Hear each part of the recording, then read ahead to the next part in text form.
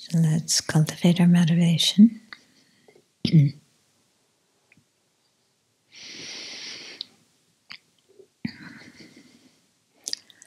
So right now, we have all the conditions to be able to practice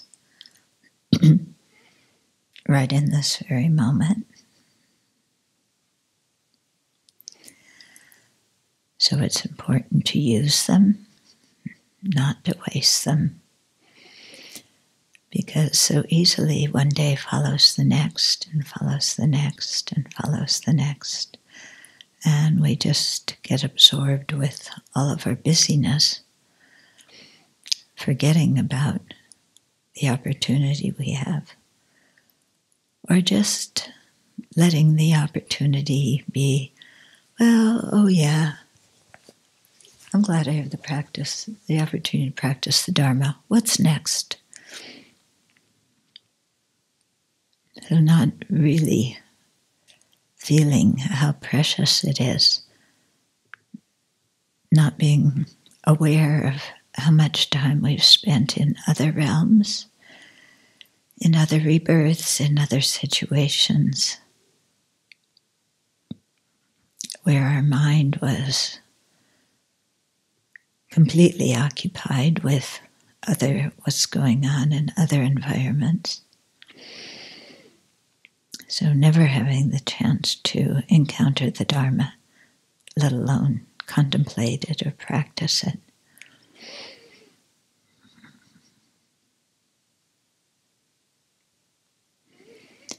And yet this life is so short and it goes by so quickly. And then being one day, it will end and we'll say, oh, what happened?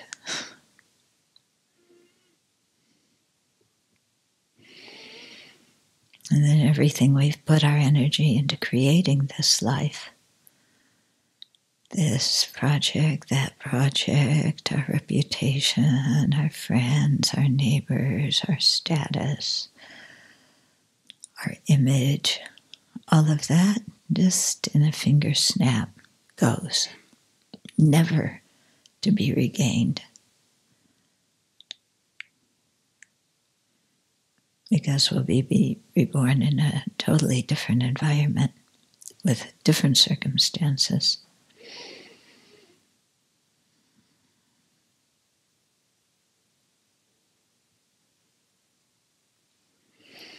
So let's try and live our life in a really vivid, alive way without taking it for granted. And with an awareness of the tragedy of our previous lives and an awareness of the kind of causes we're creating for our future lives.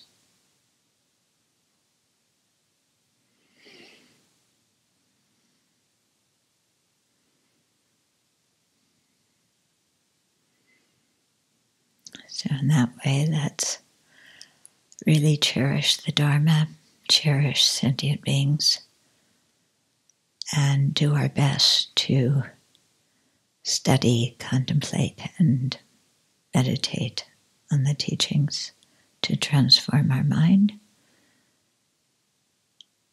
to become Buddhists, so we can contribute more effectively to the welfare of other living beings.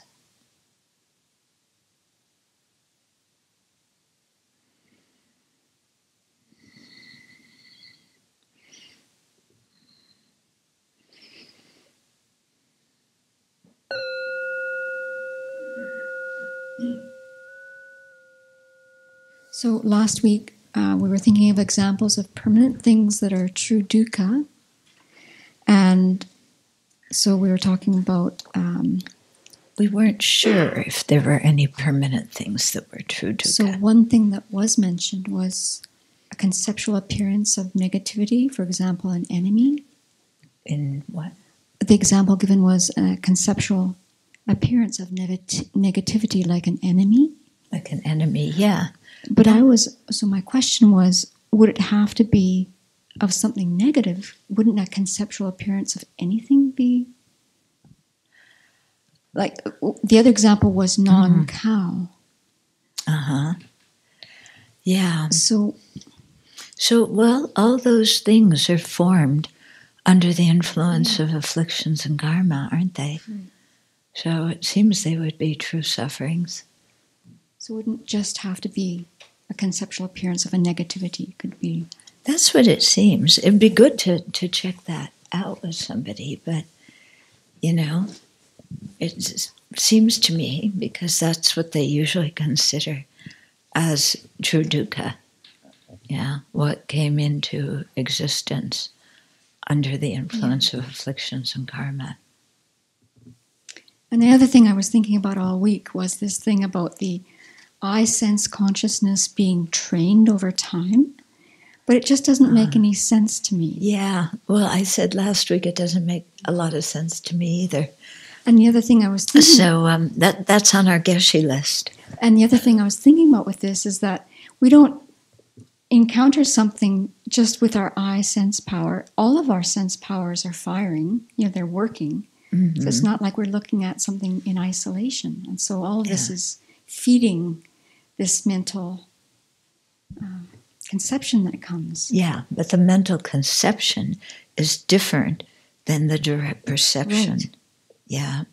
And so here it was saying that, the eye consciousness can see that fire has the function of burning things. So, if you look at fire and it's burning, maybe that's true. But that, you can train your mind so that when you see a certain person, you know who it is without the conceptual consciousness chiming in.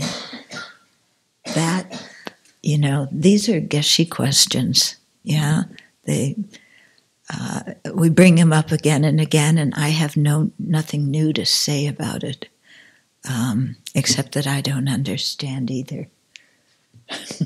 By the way, it's actually better if people write the questions to me, because then sometimes if I need to, I can look up answers.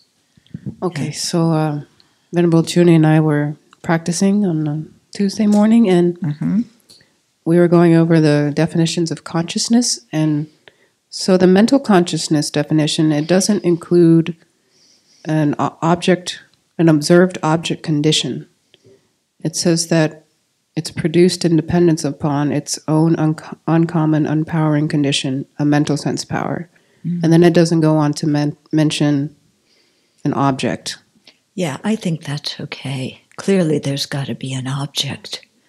Yeah, if it's a consciousness, it has an object. Mm-hmm. So,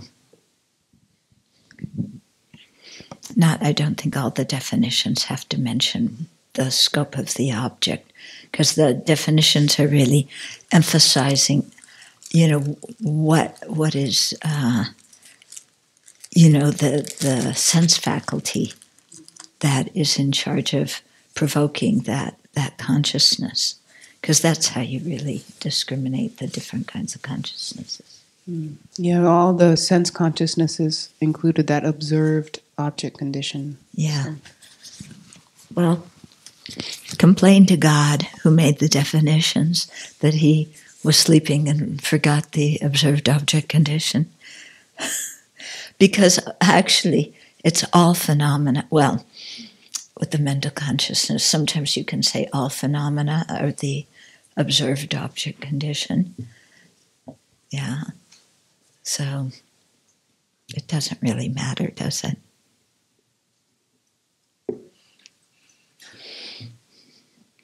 Yeah. Maybe the thing is, watch your own mind and see what the objects of your mental consciousness are. Yeah, you might be embarrassed.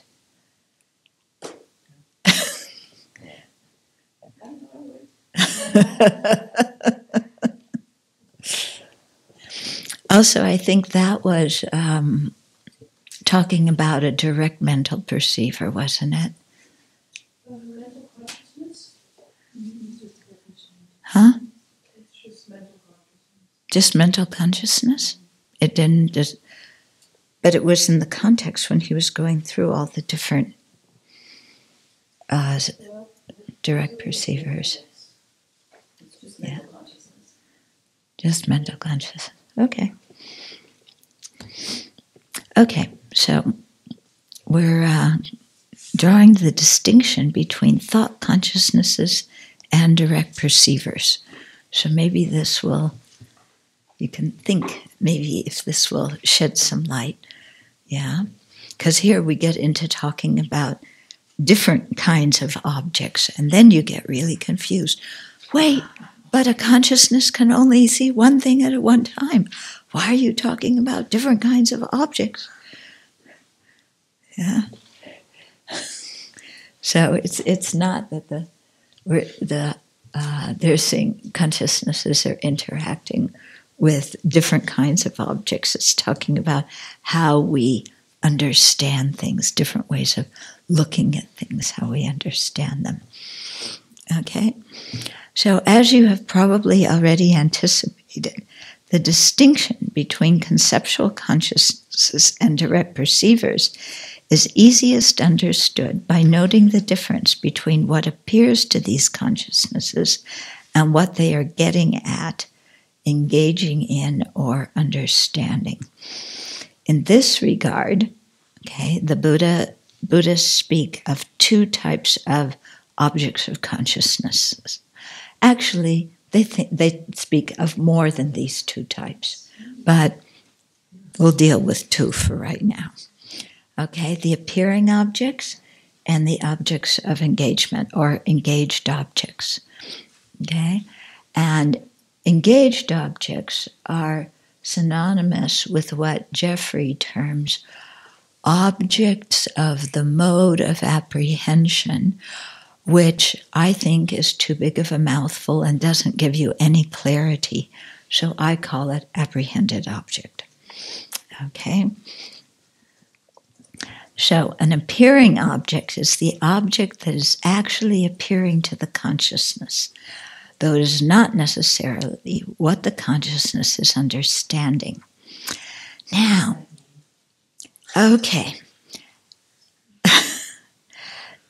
So there's something difficult about this, yeah.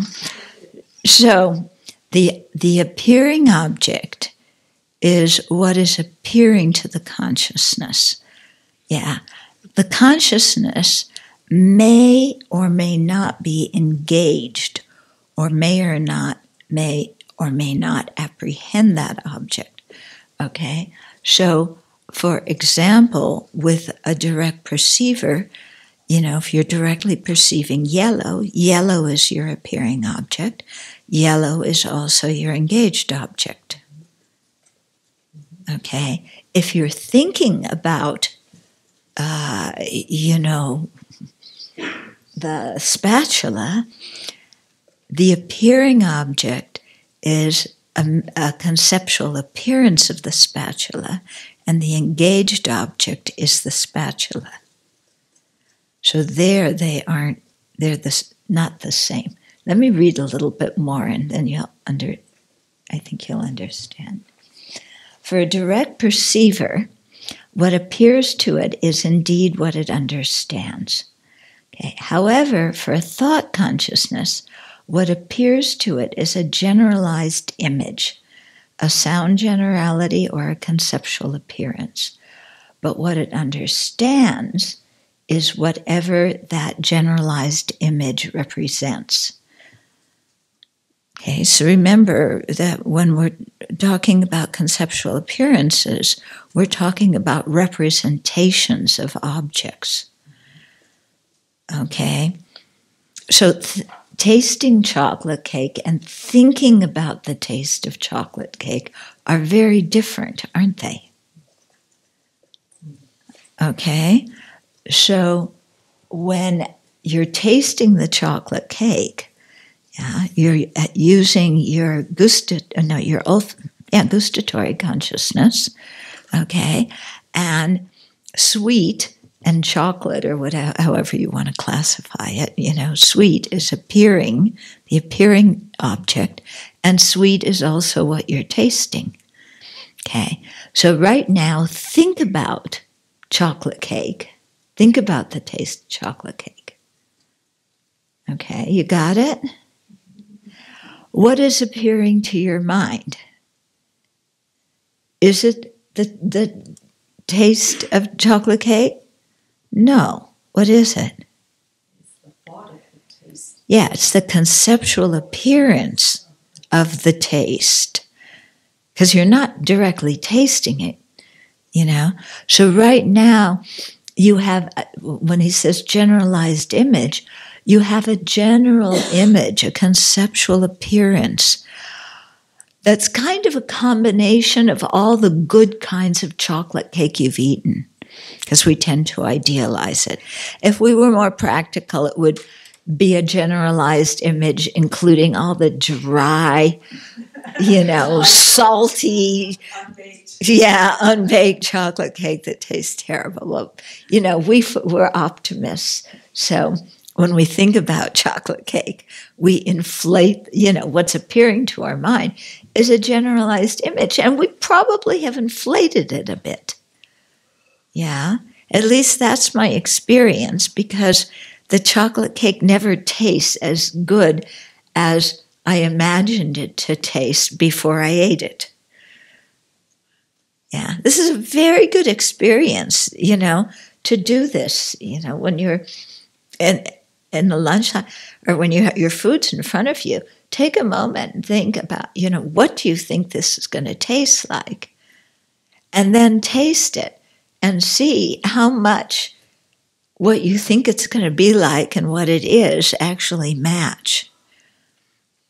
Okay? So what you're thinking about is that's the appearing object, the conceptual appearance of how you think it's going to taste.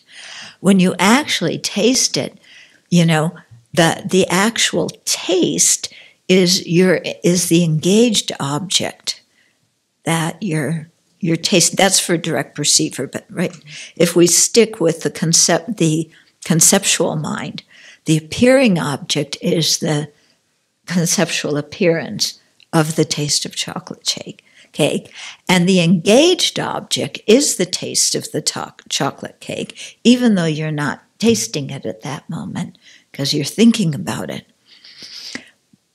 Okay, but when you actually taste it, the appearing object to your gustatory consciousness is sweet, and the engaged object is sweet. Okay? Yeah. So here's where you really see the difference between directly perceiving something and knowing something through a concept. And this is actually quite important. And if we can get a lot of clarity on this issue, it can be very helpful in reducing our afflictions and reducing our mental pain. Okay?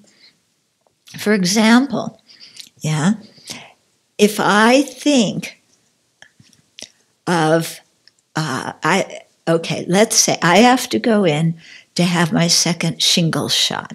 Okay, so I remember from my first shingles shot that my arm was really sore for a few days. Okay, so the conceptual mind, the appearing object, is the conceptual appearance of the pain. The engaged object is the pain, but I'm not actually perceiving the pain. That's just the object I'm engaging with. Okay, and because conceptual appearance is generalized and it can be affected by our mood, affected by, biology or, things going on in our body, it can be affected by a lot of things, yeah, then I can think, I remember the pain, but the way I remember it, it was so sore. It hurt so much. It actually only hurt for a day and a half, but my mind says, for 3 days I had a sore arm. oh no, I have to go in and get that shingle shot again. And then I get in a really bad mood. Okay? All of that is created in my mind, isn't it? At that moment, I am not experiencing the result of a shingle shot. Yeah? But I had a memory, I embellish it, I project it into the future. Yeah? Then I get filled with dread and anxiety and worry. And meanwhile, my direct perceivers, if I focus on them, I'm sitting here in this room. Tactile direct perceiver, there's no pain in my left arm. Temperature is okay, it's not too hot today, which is remarkable. Usually I'm sweating by this time in here. So it's actually comfortable, and my mind is happy. If I check back in with what my actual direct perceivers are now, they're very different than all this conceptual blah, blah that I created and got lost in. Okay? So it's very interesting, if you want to really study this stuff, is watch your mind during the day and stop every so often and, okay, what consciousness is functioning? Is it conceptual? Is it direct? What's the appearing object? What's the engage object? Yeah? And watch how you might have a direct perceiver, and then like this, your mind goes into a conceptual appearance. And you start taking that, projecting it into the future, getting worried about it, or it makes you remember something you experienced in the past, which then you might get lost in the past, or whatever your past experience is, you bring it in and project it on now, and that becomes part of your conceptual appearance of what's happening now. And the mind just creates its own trip. Yeah? And especially when it winds up being an unhappy trip, then we blame others. Yeah? So this is what's really helpful, by just stopping and watching and just learning to discern in your own experience what is a direct perceiver and what is a conceptual consciousness. Okay? So everything, every opinion you have about somebody else or something is a conceptual consciousness. And this is also why you can sit in a meditation session. Yeah. Something you remember from the past comes up. You visualize the whole situation. You get full of desire again. You get full of anger again. You're worried again. You're whatever it is. And then and you open your eyes, and the whole thing that you were immersed in, reacting to emotionally, is not happening. And it also didn't just happen either. The whole thing in your meditation session was your mind going with all these conceptual images and becoming so miserable. Yeah. So that's why, sometimes we try and discuss a situation with somebody else, and we say to somebody, you said these words and then you gave me a dirty look. And the other person's going, what are you talking about? Yeah? Because their memory is, they don't remember saying those words. Yeah? And they didn't give you a dirty look. But, when we hear words we don't like, we assume there's a dirty look that goes along with them. And actually, when we're hearing the words, yeah, somebody's saying, you're such a jerk, okay? It's, if you concentrate on your direct perceiver, yeah, what's appearing to your mind? Sound. The sound of someone's voice. What is the engaged object? The sound of someone's voice. Where is the meaning of that sound coming from? The conceptual mind. Isn't it? So we say, you made me angry. The other person didn't make us angry. They said what they said. Our auditory, faculty picked it up. Yeah. Then our conceptual mind jumped in and said, they said, where's the washcloth? That means that they're criticizing me because I didn't wipe down the tables, or I didn't put the washcloth where it's supposed to be, or I didn't do this or that or the other thing.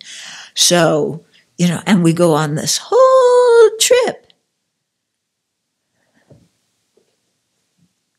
And that's nowhere in, all of that trip is nowhere in the direct perceiving consciousness.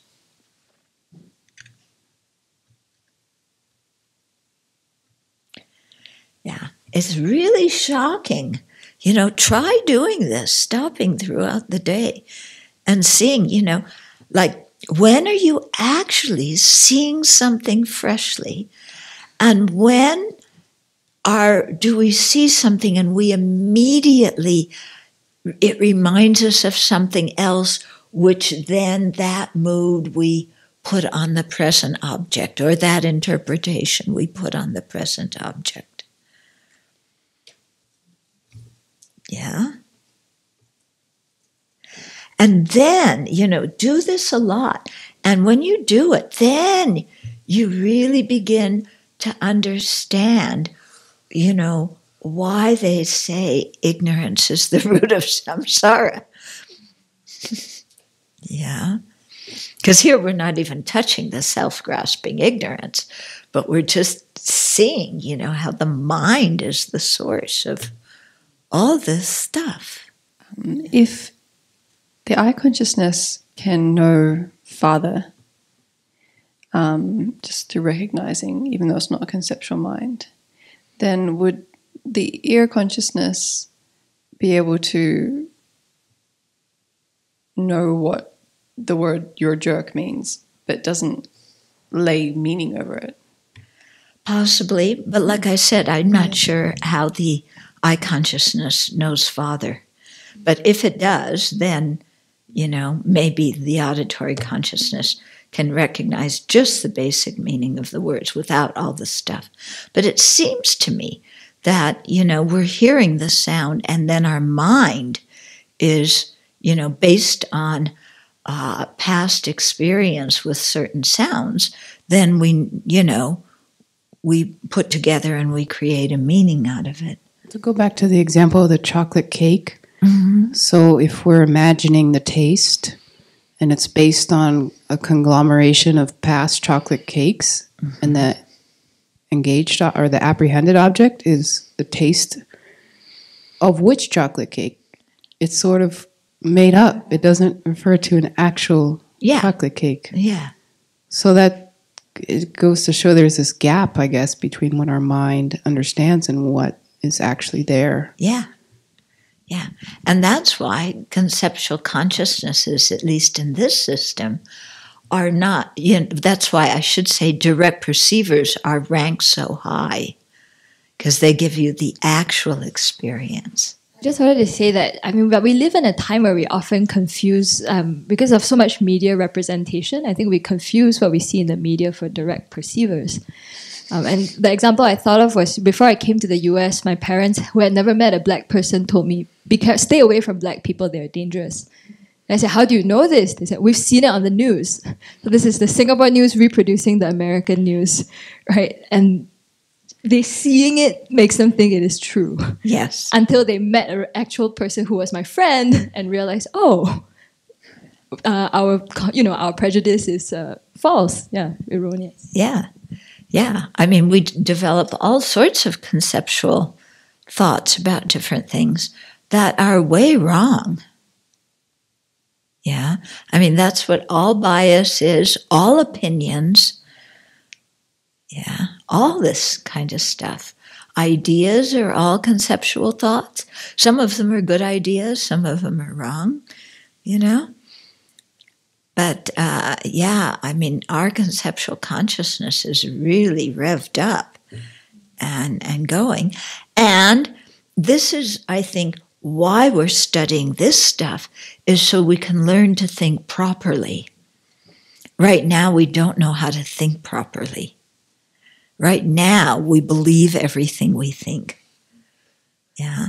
And what this stuff is teaching us is not to believe everything we think, because we're trying to break it apart and look at it, more closely and see what it actually is, rather than what our mind has made it into. And in doing that, then we see what afflictive mind means. Yeah. And we see what distorted attention means and what it does. This is why I think that one chapter keep mentioning about naming is so important, because this is like the mind working, but we're so used to words and how we come to words and how we come to language. And the really good example is what I was telling Venerable Damsha this, because she told me that what her parents said, and the way they give a story about this in the book that's easier to understand is like when Atisha came to Tibet. He didn't know Tibetan, and they were teaching him. He asked, "What is this?" And he pointed to a boulder, he pointed to a big stone boulder, and they said, "That's a boulder." But in his mind, later on, he said, "Oh, I have a boulder in my shoe," because he had a stone in his shoe. Uh-huh. And so he made like a generality of what that word meant. Yeah. And it wasn't refined enough. And this is exactly like what her parents would have done. Right. They would have taken this word, put all this stuff in it that it actually wasn't correct. It wasn't there. And we do this all the time. Mm-hmm. This is how our language works, and we have to until we have it actually accurate, which is, I think, kind of like the whole point of that book, is showing how we're going to get from a conceptual appearance of the emptiness of inherent existence and get it so refined in our view that we're actually at what it is, like at least to a correct view, and then hopefully beyond. Yeah. So it's really interesting, and it's a little easier sometimes to think of names than it is direct perceivers. However, for a thought consciousness, what appears to it is a generalized image, a sound generality, or a conceptual appearance. But what it understands is whatever that general image represents. Okay? So that conceptual appearance represents something. That something is the object of the engagement.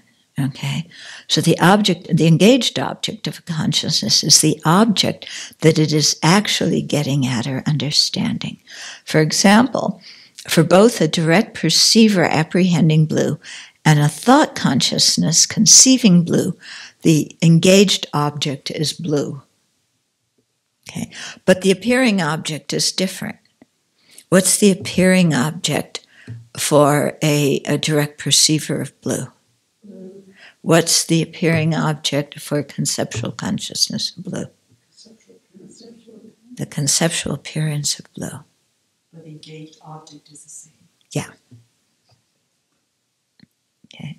Since all non-conceptual consciousnesses, including direct perceivers, proceed in a non-representative way, what appears to such a consciousness is what it understands.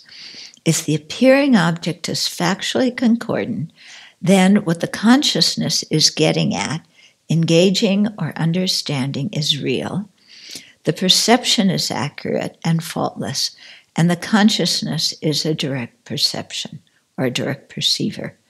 However, if what appears to a sense consciousness is not factually concordant, like two lamps instead of one, then that perception is not accurate but faulty, and the consciousness is not a direct perceiver.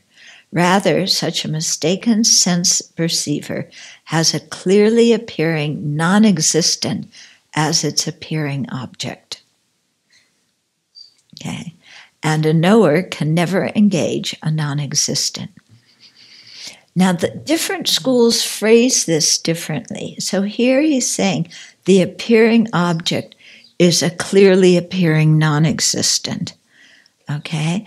Sometimes they phrase it as the appearing object is two lambs, but it's mistaken with respect to them. Okay? So sometimes saying exactly what the appearing object is difficult, because actually to be an object it has to be an existent. Another translation I've heard is one moon appearing as two, or one lamp appearing as two. Yeah. Yeah. So then it gets, well, what's the appearing object? Is it one lamp? Is it two lamps? Is it, so everybody says it in a different way. It's easiest just to say the consciousness is mistaken or erroneous with respect to its appearing object. Yeah, because that's the main point of it. And it's very hard to actually posit what the appearing object is. Okay.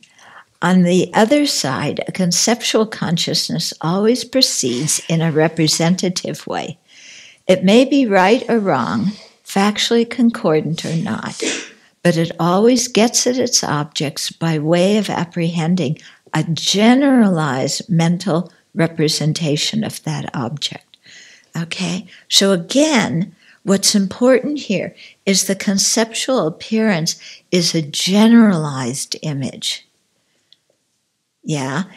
So it's a combination of, all the different things that are similar, or even you're thinking of one object that over a period of time, all the different moments of mind you've seen it in.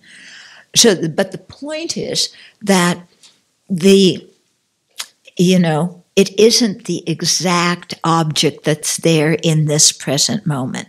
It's a generalized representation of that object. Okay. If we look at that lamp. Yeah. We look at a lamp in this room, and then we close our eyes. Yeah. What we're seeing is a generalized image of that lamp with some overflow of other lamps that have been somewhat in shape and color. And or you're seeing this lamp, and you haven't, maybe you're very good and you can get an exact visualization, but when you open your eyes, it's not going to be exactly the same lamp. Okay?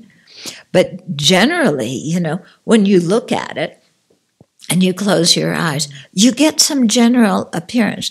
Okay? Now, you have that. Tell me what what the little knob that turns it on, where it is on the lamp. it's on the right side, slightly behind where I'm sitting, on that right side, sort of right about there. Well, It's actually on the back side of the lamp. And from where you're sitting, I wouldn't think you could see it. Just barely. Yeah. So, or, if you close your eyes again, and I ask you, okay, how many little kind of, what do you call that, circles? What rings does it have going from the pole to the actual light fixture? Can you tell me? No. Okay. And in fact, you may not even have noticed that when you visualize the lamp. Different people are going to notice different things. What you may notice more is that the fixture, is shaped like that. Yeah, and it connects here, but what's there? How does it connect? Okay, so yeah, the memory, the conceptual appearance is never going to be as vivid as actually, the sense direct perceiver.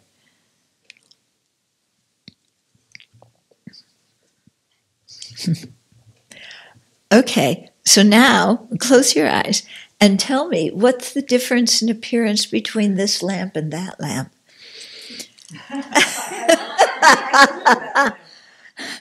How do they differ? Everybody has to open their eyes and look again, huh? Yeah, because we noticed before, okay, there's two lamps. But did you ever notice the little place where it attaches? And did you notice the difference in the fixtures? Yeah, or the difference in the bases, or the difference in the color of the, what do you call this part of it? Pole. Yeah? That's one of you should notice. That's what I was Yeah?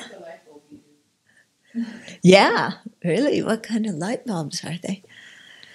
Okay, so you can see how, that's a really good way of seeing how, even though you just saw it, what's appearing to your mind is a generalized image.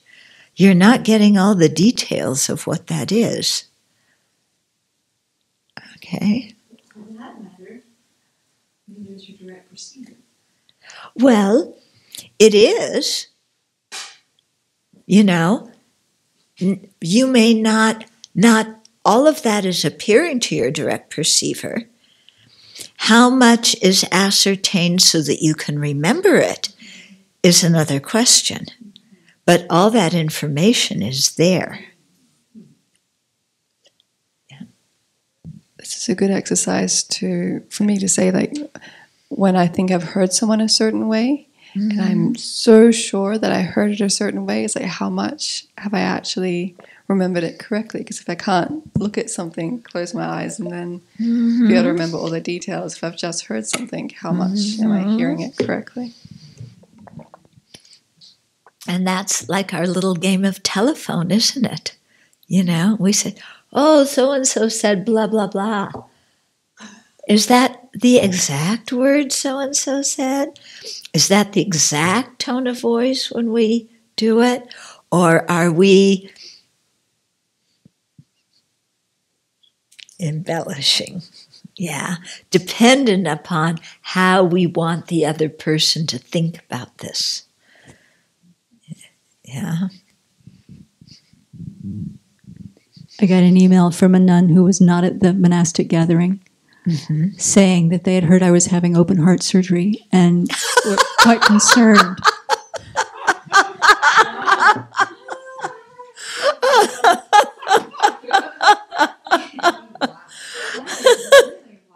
Yeah.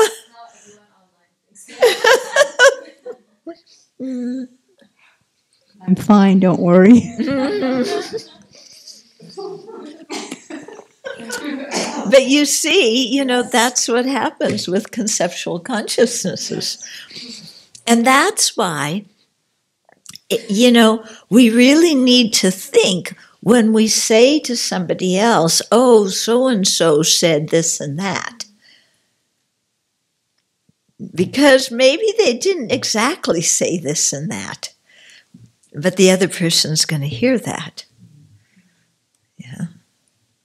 Next thing they'll say, is that you got the latest treatment when you had your open heart surgery.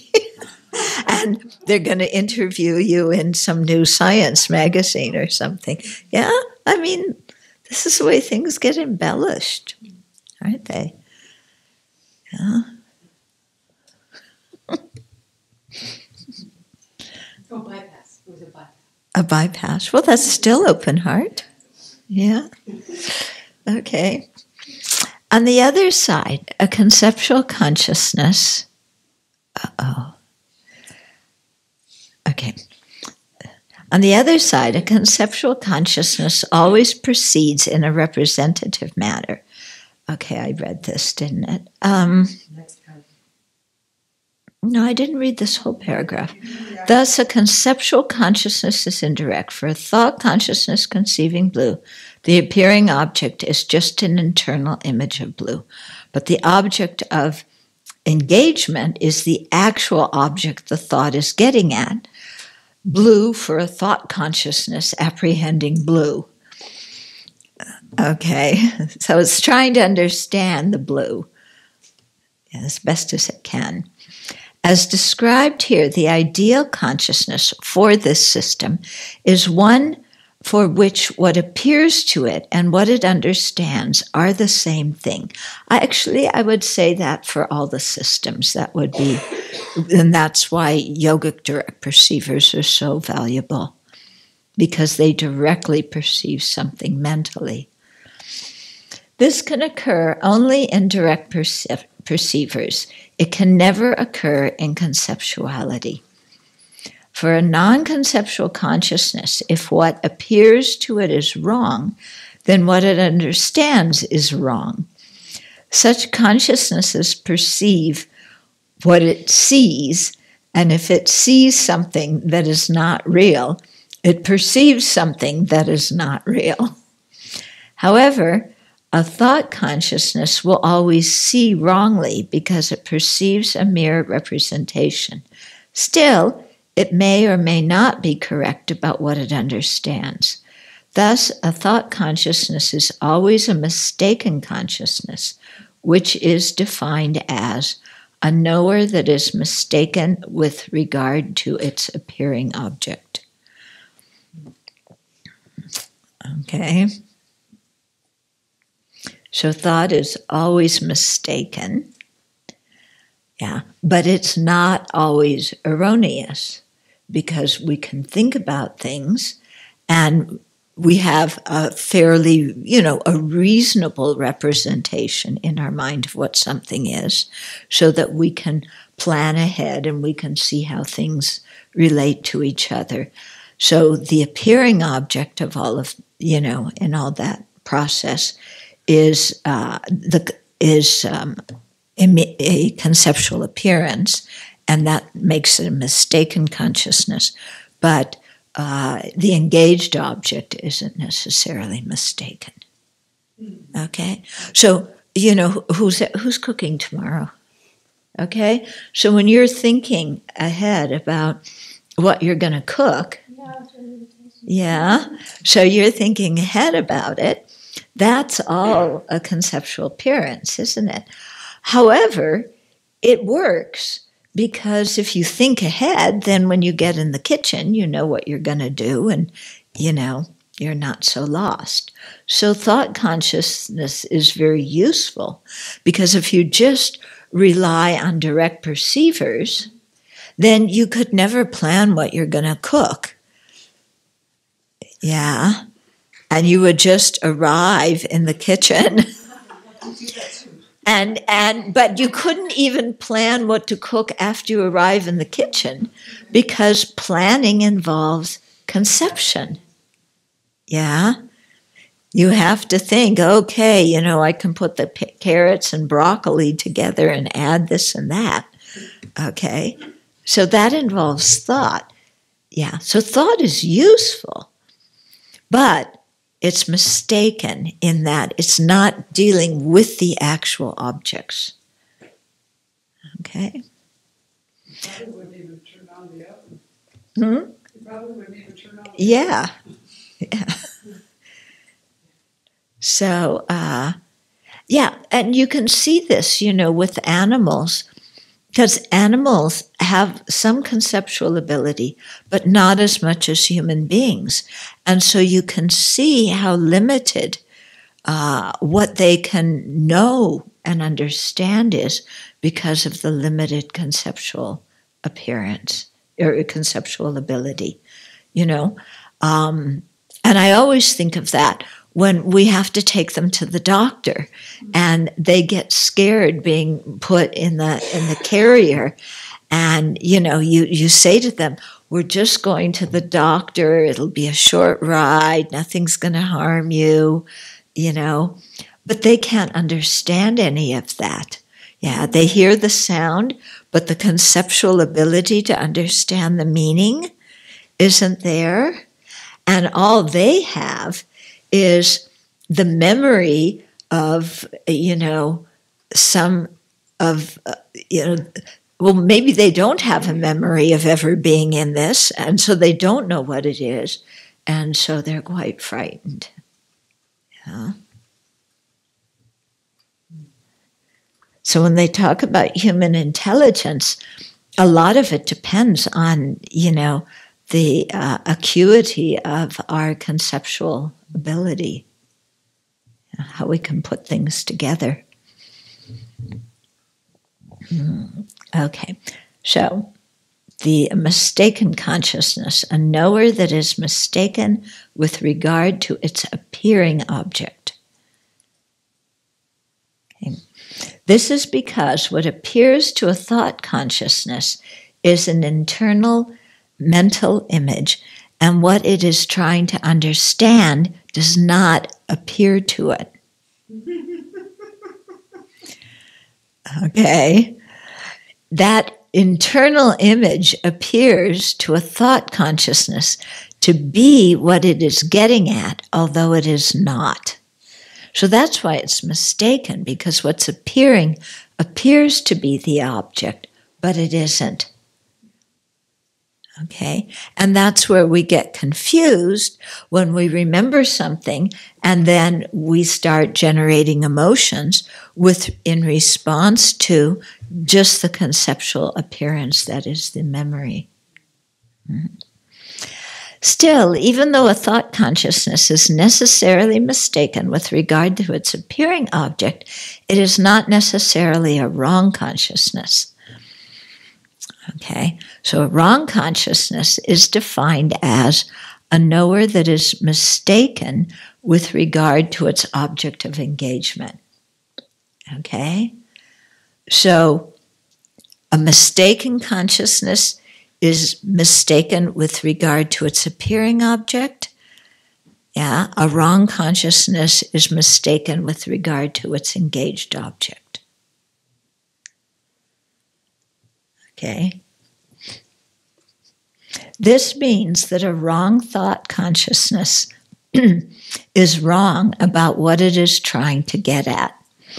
If a thought is not wrong about what it is trying to get at, we may call it correct, right, accurate, factual, concordant, and even a true consciousness. For a correct thought consciousness is able to realize validly and incontrovertibly its object, its engaged object, the actual object it is getting at. That is, within the context of being mistaken with regard to its appearing object, the internal image, a conceptual consciousness may be correct with regard to its engaged object, the actual object it is cognizing. Okay? So if somebody asked you, Venerable Semke, what was it that you got questioned about? What was the object you got questioned about a few minutes ago? You would say the lamp, yeah, and that would be, you'd have an image of the lamp in your mind. That's the appearing object, but you're correct in identifying, that it was a lamp that you were being questioned about. that object has to be in existence. Yeah, it doesn't have to exist right now. It may have ceased. Yeah. Or sometimes we have conceptual appearances of things that don't exist. And then they're erroneous. Yeah, then the consciousness is erroneous. In regards to the engaged object. Yeah. Okay. Yeah. So if I'm, oh, well, it's very easy. Remember last week he said, be on the lookout for wrong consciousnesses. You'll probably have one in the next few minutes. Yeah? Were you able to see that? Did you see any wrong consciousnesses? This morning, I woke up, and of course it's pretty dark in the room when I wake up, but I could discern under the sink, on the floor beside the sink, there was some object there. And it's like, what is that object? Is it food that Maitri got at? No, it can't be that because I put everything away. Is it, a piece of paper? What is it? Yeah. And so I projected all these different things onto it, trying to identify what it was. Yeah. So several wrong consciousnesses there, or maybe doubting consciousnesses, until I remembered that I put the water with the special miracle grow in it. I put that by the sink so I could remember to water the orchid in the morning. And that's what it was. That's what that bottle was. Okay? But lots of times, when you see something on the wall or the floor, I don't know about you, but I think it's a bug, but then it turns out to be fuzz. Or I think it's fuzz, and then it turns out to be a bug. Okay? So that's, those are good examples of, we have a wrong consciousness. And that's just with our visual consciousness. Yeah. Or when you think that somebody said something, I'm sure he told me to turn right here. Yeah, and the person next to you says, no, turn left. No, I'm sure I heard him say turn right. Okay, but actually the person did say turn left. Early morning when we went to the dentist, it was very foggy. We could barely see. It was very bad. And then we drove, and I think we have been not too far, anyway, 10 minutes from here. And then an object came towards us, very close already, and automatically I thought it's a deer, of course, because only deers normally we see on the road. But it was a bulldog, a dog. Very strange. So, and when Mayesha was so good, she immediately reacted without thinking, right, this is in danger and we have to go around. Yeah. So, yeah. Yeah, that's a good example. Yeah, you thought a dog was a deer. So what about the example when my mind exaggerates something? So let's say, I had the best chocolate cake ever. And when I think about the chocolate cake, in my mind, it's just so much better than it actually was. Yeah. But then the appearing object is mental image of the chocolate cake, taste of the chocolate cake. And the engaged object is the taste of the chocolate cake. But taste of chocolate cake itself is so much more exaggerated than it actually was. Yeah. Is there a wrong consciousness? Or is that... It's actually, it's wrong with respect to the taste of the chocolate cake, but you could say it's correct with respect to chocolate cake, to the visual, maybe the visual idea of what chocolate cake looked like. But, when you think that chocolate cake is like wowie kadowie and actually it's dry, then your thought is a wrong consciousness, yeah. And then we're, of course, disappointed. I had two wrong consciousnesses this week. One was I thought someone had taken my hat because it looks like many other red hats here. And then I found it in my room. And then After you got irritated. Well, just a little. Yeah, just a little. And then I thought someone had taken my blue shoes because someone does like to wear my blue Crocs occasionally. And then I found them where I had put them. I can't remember when this was, but I hadn't driven at night for a really long time. I just hadn't driven at night. And now I have mild cataracts. And it was so funny, those little things that are along the side of the road that stick up that have a little reflector on them. Uh-huh. They were so glary. I guess we were going to the airport or something. Oh, it was in the morning. We were driving to the airport. That's right. And I'm like, it is so different driving than it was before. It was kind of like there wasn't any problem with driving, but these things look so different than they've ever looked before. Yeah. Yeah. That's why after I had the cataract surgery, I was going around going, wow, I was having a wrong consciousness for a really long time. That's just a visual wrong consciousness. Okay, I finished that. For instance, an inferential cognizer, realizing the impermanence of sound, necessarily a thought consciousness, is mistaken with regard to its appearing object, a conceptual appearance of impermanent sound that appears to be sound but is not. Okay, because the conceptual appearance is not the actual object. However, such a thought consciousness is a correct consciousness because it is not mistaken with regard to its object of engagement, the impermanence of sound, that it realizes correctly. Thus, every thought consciousness is such that what appears to it and what it understands are different. This is not the ideal sort of consciousness, which is one for which what appears to it and what it understands are the same. To some extent, from the point of view of a modern, result-oriented society, this seems like such a trivial project. I mean, you got there, you understood, you made the sale. However, from the point of view of a meditative tradition that says we are not liberated by seeing that we are liberated, that's a wrong perception, visual wrong perception. Okay, we are liberated by seeing the nature of things. This little problem looms large. It is not that thought always yields wrong results. It is that you are not actually seeing the nature of things. It might be helpful to think of it as the difference between getting an accurate report of an event and actually being there. Yeah, they're two different things, aren't they? Being there, you had the experience yourself.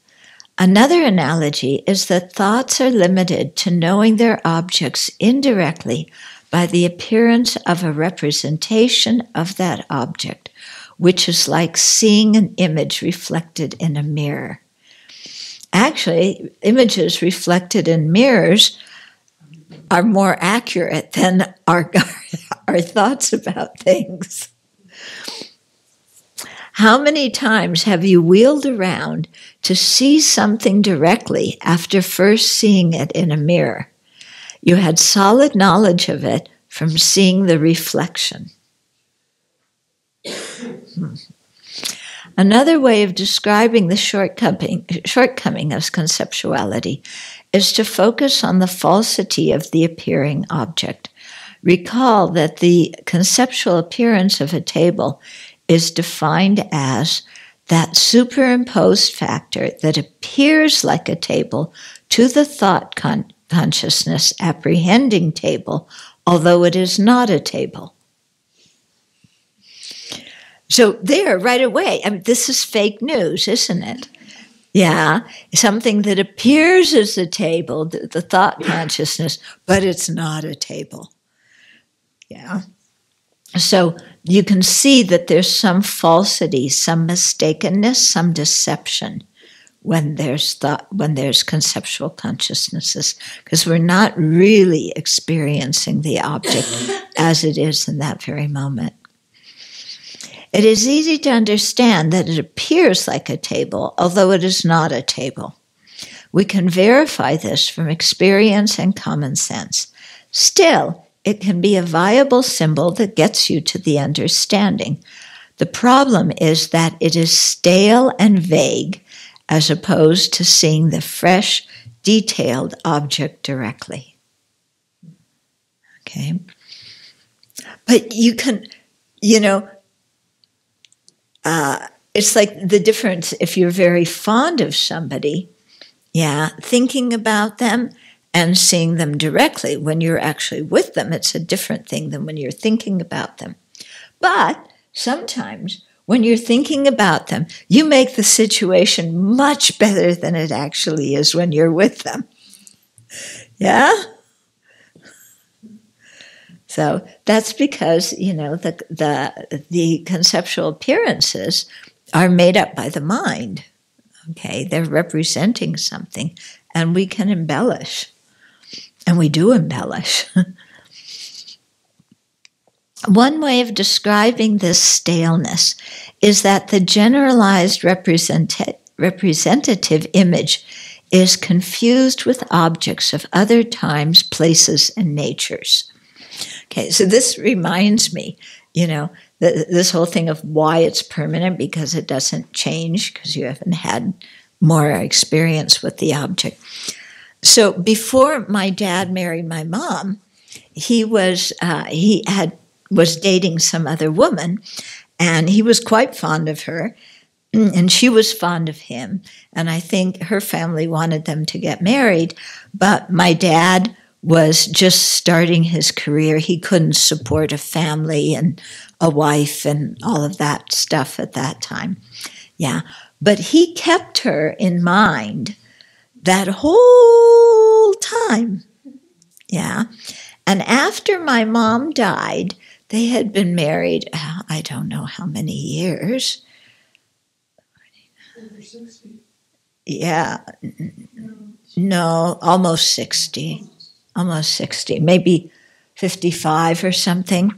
He kept this other woman in his mind for all that time, saved because the high school would send out letters every so often, so he knew like what state she was living in or whatever, and from the high school newsletter. And after my mom died, he called her, and then she was coming down with her son to Southern California, and so they came over to meet my dad. So my dad told me afterwards, he said, "She's such an old lady."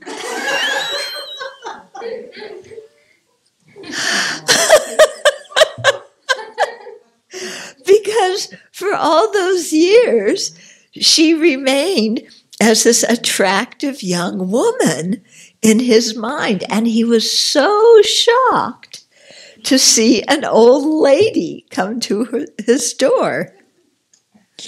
Yeah. So that's, a good example of how, our conceptions can be mistaken. Yeah. So in that case, Venerable, what is the appearing object and what is the engaged object? The appearing object is the conceptual appearance of a young woman, okay? And to his mind, the engaged object was also a young woman. But what happened is with the direct perceiver, the appearing object was an old woman, and the engaged object was an old woman. Yeah.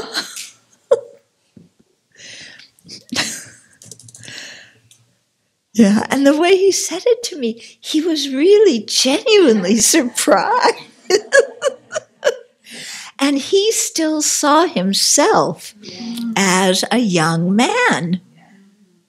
Like that all those years that happened were suddenly compacted into like 1 second. So he was expecting to go from here to here, like, just a day had passed between when he had seen her.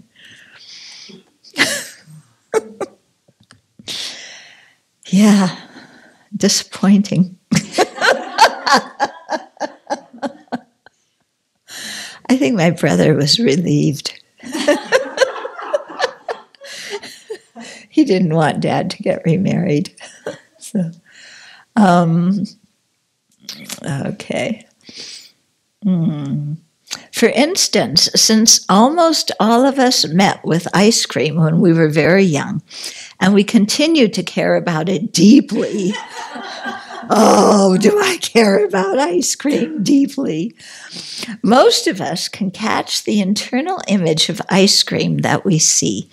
In all likelihood, this image probably came into being when we had an experience with ice cream very early on. Okay? So just think now, when you hear ice cream, what does it look like?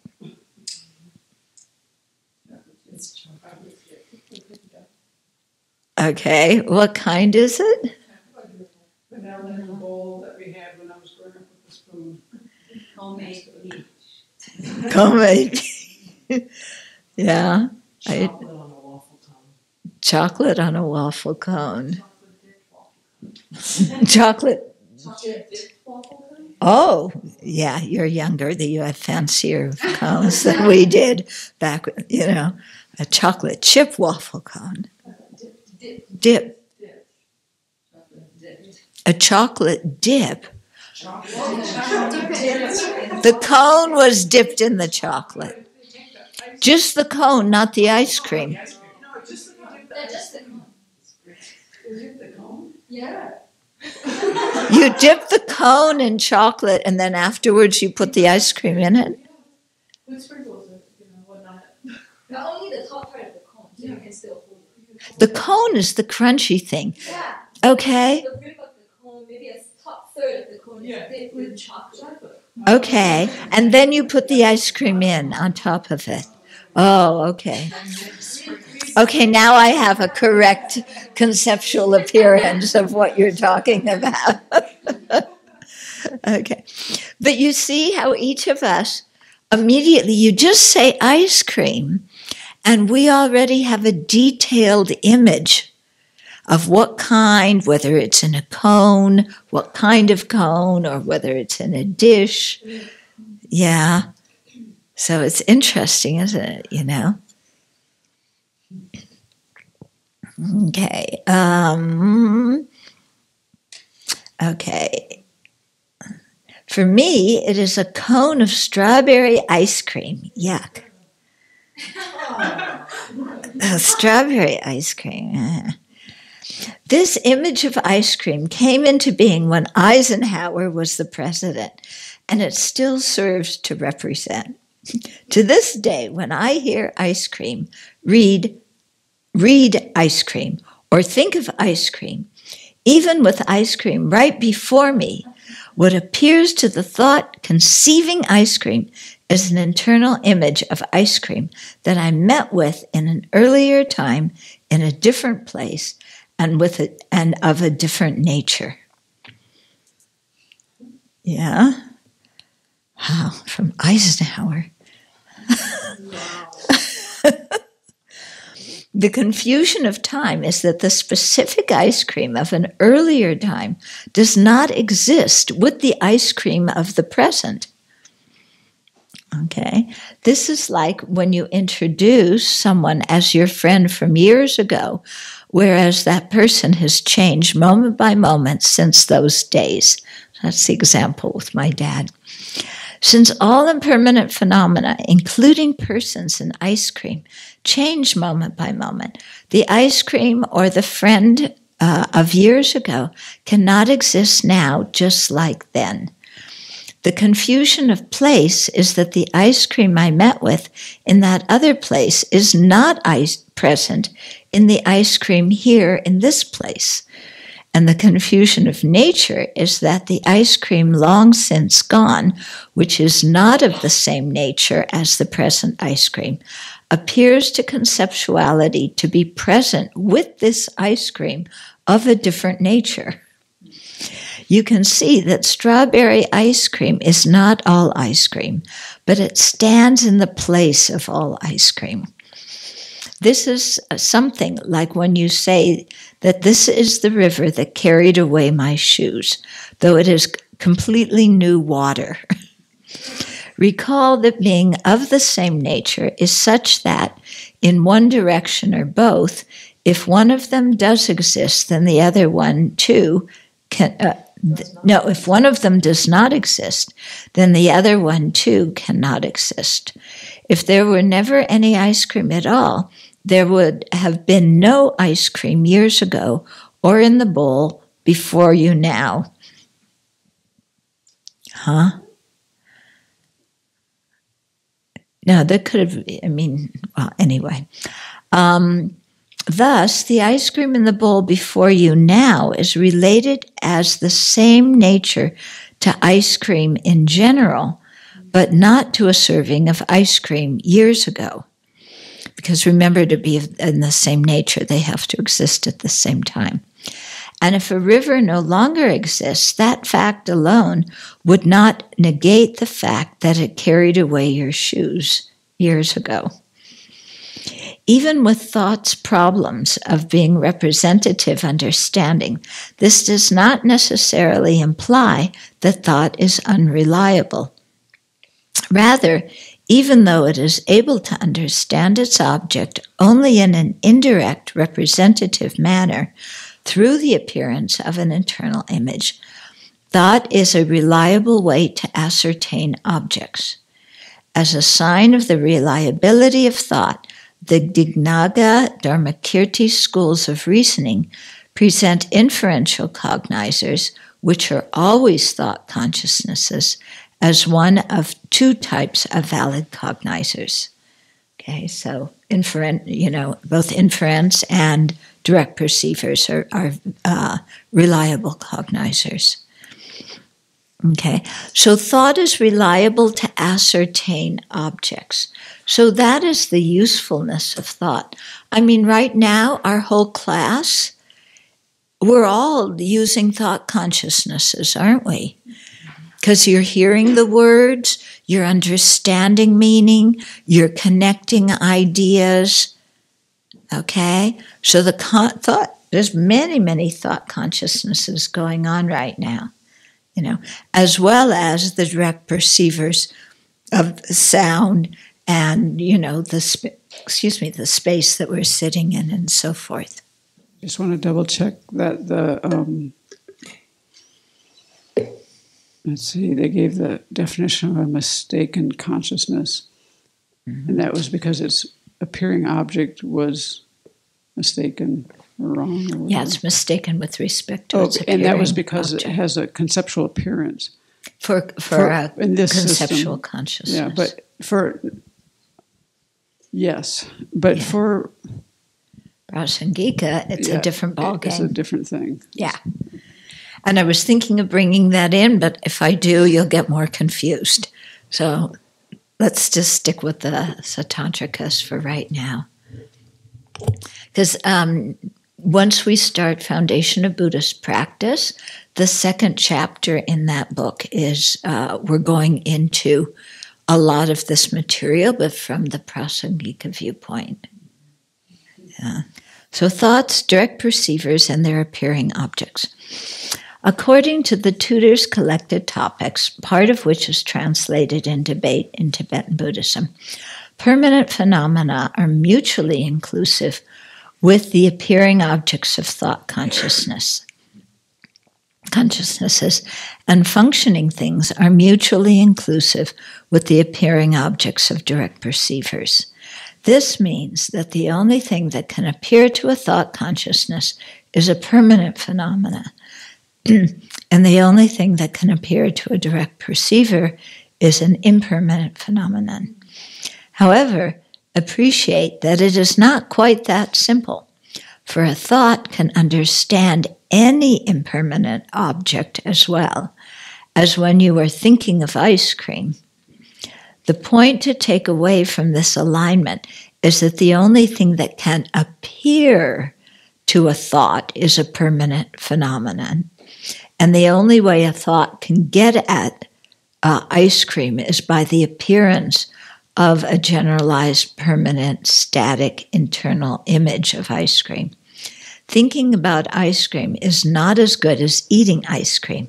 So in this way, thought can be seductive but unfulfilling. Yeah? And it often is. I mean, we often, at the beginning of each day, we expect, how things are going to go, or before we have an experience, we think of how it's going to go.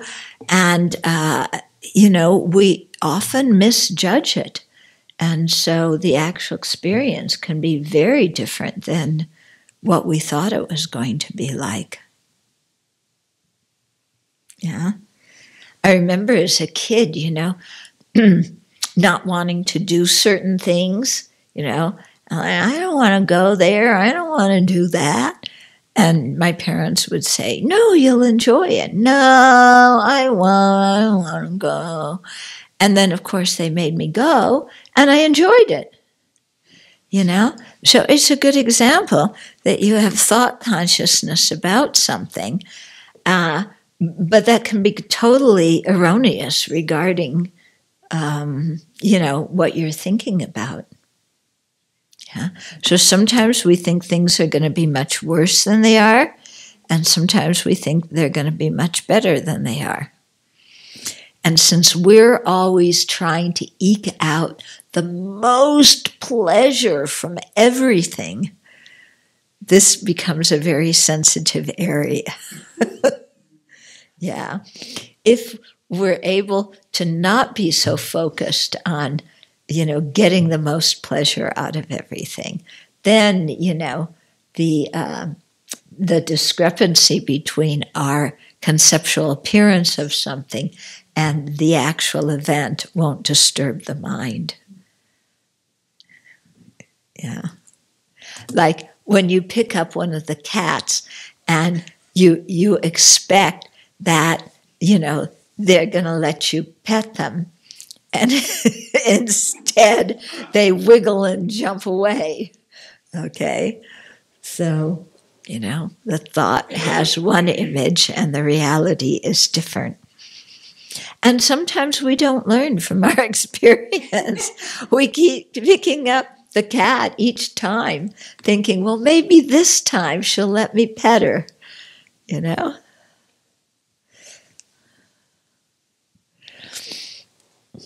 So then, was that how attachment really does? That's how attachment rises. Yeah. That's it. Yeah. Yeah. You develop an image of something, what you think, it's going to be like based on your past experience, and embellished a little. And then, the attachment of, oh, I want this, I want this, I want this. Or I'm expecting this, I'm expecting Yeah. this. Yeah. Sorry. Okay. It may be helpful at this point to note one clear distinction. One clear distinction between Zen Buddhism and the Buddhism of the debate tradition. Both find some fault with conceptuality. Again and again in these Asian religions, we see the suggestion that conceptuality prevents us from seeing the nature of things. In the West, we love conceptual consciousnesses. We reward them. That's how you become a useful member of society, is by having more thoughts. Yeah? Certain thoughts. Yeah? But the West loves conceptual consciousnesses. Okay. The content of a fully... again and again, these Asian religions, in these Asian religions, we see the suggestion that conceptuality prevents us from seeing the nature of things. The content of a fully realized mind is free of conceptuality. So both of these types of Buddhists agree to move towards awareness free of conceptuality. Appreciate that these people are friends and they are both moving in the same direction. It is just a difference of approach. You may think of Zen's approach as more typically one of zero tolerance. By stopping thinking, clarity, free of thought will emerge. And you may think of the Buddhist debate tradition's approach as more typically one of the only way out is through. By stopping wrong thought with right thought, clarity, free of thought will emerge. Both of these approaches may be traced to the Buddha. The approach of debate and reasoning in bringing analysis to bear against obstructive thought is reflected in a quote by the Buddha from the Kassapa Chapter Sutra. Suppose there is a fire created by rubbing two branches together, and then the two branches are burned in the resultant fire. Okay, so here's the quote. Once the fire has arisen, the two branches are burned. Just so, Kassapa, if you have the correct analytical intellect, a superior faculty of wisdom is generated. Through its generation, the correct analytical intellect is consumed. The metaphor is that the branch of right thought rubs against the branch of wrong thought. Eventually, both are consumed in the fire, and the need for thought is surpassed. Both the Zen approach and the Buddhist debate approach agree that thought, good or bad, must be transcended, and that reasoning alone is not sufficient to do that. The only appearing object of a direct perceiver is an impermanent phenomenon, and the only appearing object of a thought is a permanent phenomenon. What's more, whereas for a thought, its object is seen in only a generalized representative form, for a direct perceiver, its object is seen in a specific, authentic form. A thought does not see what it is understanding at all, its engaged object. But a direct perceiver sees exactly what it is understanding. Just as the sound ice cream does not give you ice cream, and an image of ice cream does not give you ice cream, so you cannot fully appreciate ice cream from an internal image of ice cream. Boo-hoo. However, direct perceivers actually get at ice cream, and that's something you can work with. Direct perceivers always observe their objects just as they are, together with all of their specific characteristics. So this is definitely Sautrantika, when it's saying that it observes the objects just as they are. Because Sautrantika says those objects are out there, objectively existing. What your sense consciousness is perceiving is what appears to your sense consciousnesses, what they are grasping is 100% correct. Okay, that's Sautrantika. Yeah. So you can see the difference between Sautrantika and Prasangika. Thus, impermanent phenomena are also called specifically characterized phenomena because of the way that direct perceivers are able to observe them just as they are in their own unique character, out there, truly existent. Permanent phenomena are also called generally characterized phenomena because of the way that thought can observe them only in a generalized way. Thus, in the system of the Sutra school following reasoning, impermanent phenomena are raised up as ultimate truths because they may be observed just as they exist by direct perceivers, and permanent phenomena are simply conventional truths, for they cannot be observed just as they exist. In this system, phenomena are called ultimate or conventional in dependence on the awareness that takes them as their appearing objects. Impermanent phenomena are truths for an ultimate awareness, and permanent phenomena are truths for a conventional awareness. Yeah, very different. Yeah, from Rasangika. Yeah. I find the last sentence of the previous paragraph shocking. It says, reasoning alone is not sufficient to experience reality. Yeah. Because that's the essence of debate.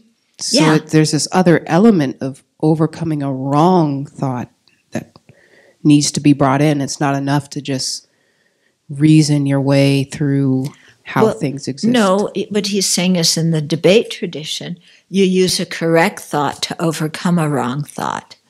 Yeah. But a correct thought is not the ultimate goal of what you're trying to get at, because you're trying to see things exactly as they are with a yogic direct perceiver, a certain kind of mental consciousness. And since reasoning is involved with concept, yeah, it's not seeing the thing directly with all of its specific, characteristics and so on. So thought is a way to get at something, but you have to go beyond the thought eventually. Okay? The question is, how do you get there? How do you leap from... So this has come up again and again, and the process is you keep meditating on it, and eventually your mind breaks through that conceptual appearance. Yeah?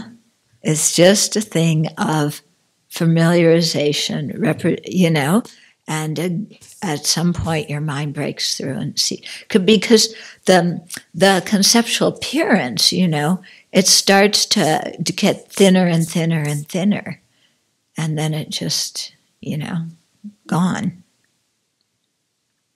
Yeah, you wear away at it. Mm-hmm.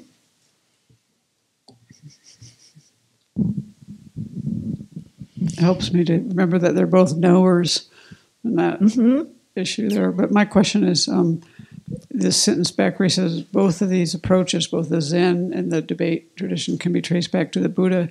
I was just wondering, since I don't have familiarity with this, what would you say would be examples of that Zen would use as their approach? As what scriptures do they use for their approach? Yeah, Because he held up the flower. Yeah, when he held up the flower, and so they would use that.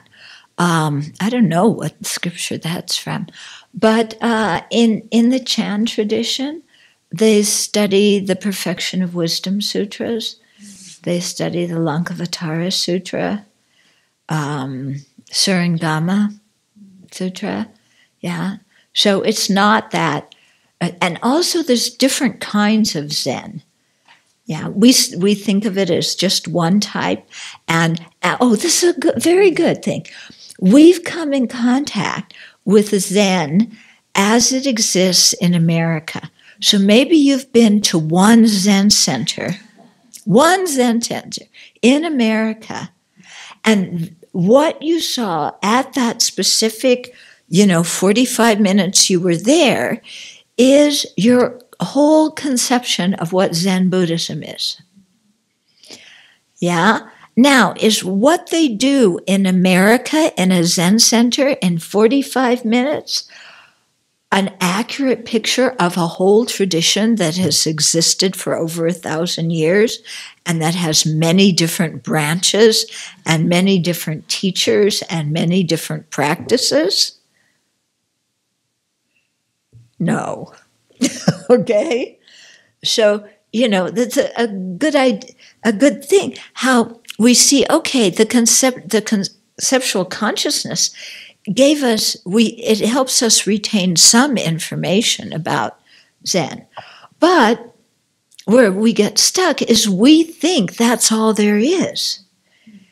Yeah. And so from that experience that happened, 5 years ago in San Francisco between 6 and 6:30 p.m.,